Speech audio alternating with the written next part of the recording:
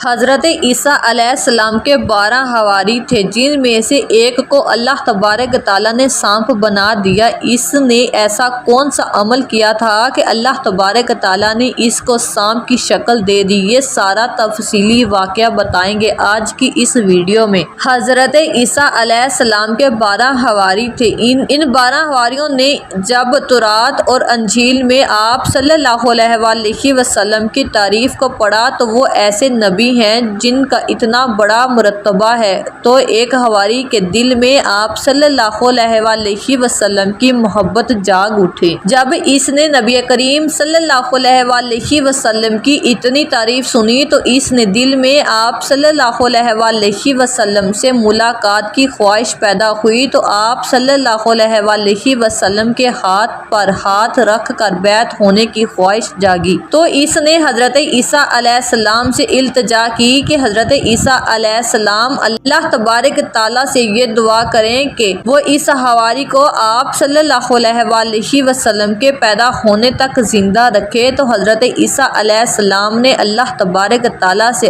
عرض کیا تو اللہ تبارک تعالیٰ نے فرمایا، اے عیسیٰ تم اپنے اس حواری سے کہو انسانی حالت میں تم اللہ کہ نبی صلی اللہ علیہ وآلہ وسلم کا دیدار نہیں کر سکتے ہو، ہاں البتہ تم کسی اور شکل میں مبتلا ہو جاؤ تو پھر ہو سکتا ہے کہ رسول صلی اللہ علیہ وآلہ وسلم کا دیدار بھی ہو اور آپ کے ہاتھ پر ہاتھ رکھ کر حلقہ بآغوش اسلام بھی ہو۔ تو حضرت عیسیٰ علیہ السلام نے حضرت امون نام کے حواری سے کہا کہ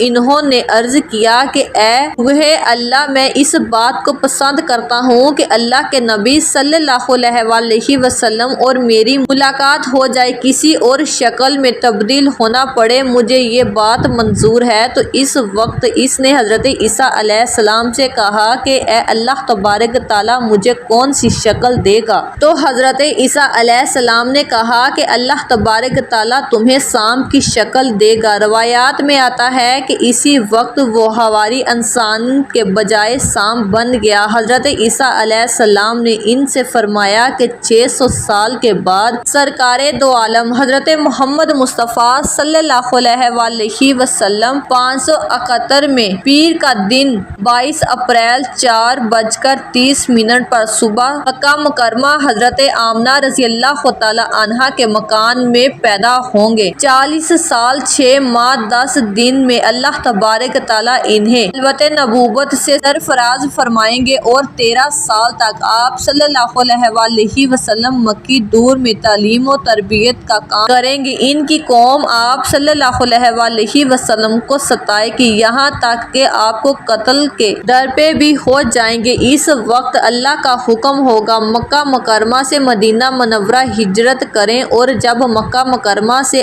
آپ نکلیں گے اس وقت 3.5 کلومیٹر کے فاصلے پر جبل سور میں آ کر بیٹھ گیا۔ روایات میں آتا ہے کہ اس سانپ نے 71 سوراخ کیے، اگر ایک سوراخ کو بند کیا جائے تو دوسرے سوراخ سے اللہ کے پیارے نبی حضرت محمد مصطفیٰ صلی اللہ علیہ وآلہ وسلم کا دیدار ہو سکے، اور اگر دوسرے کو بند کیا جائے تو تیسرے، جو چوتھے، پانچویں سے اللہ تبارک تعالیٰ کے نبی حضرت محمد مصطفیٰ صلی اللہ علیہ وآلہ وسلم کو دیکھوں۔ جب آپ صلی اللہ علیہ وآلہ وسلم کی بیعت ہوئی تو آپ کو خلوت نبوت سے سرفراز کیا گیا۔ 13 سال تک اللہ کے پیارے نبی حضرت محمد مصطفیٰ صلی اللہ علیہ وآلہ وسلم نے مکہ مکرمہ میں دین کی تبلیغ کا فرائض انجام دیا، اور وہاں آپ صلی اللہ علیہ وآلہ وسلم کو طرح طرح کی تکلیفیں اور اذیت دی گئی، یہاں تک کہ آپ کو دوسرے وطن جانے پر مجبور کر دیا گیا اور آپ کو ہجرت کا حکم ہوا، اور اللہ کے پیارے نبی حضرت محمد صلی اللہ علیہ وآلہ وسلم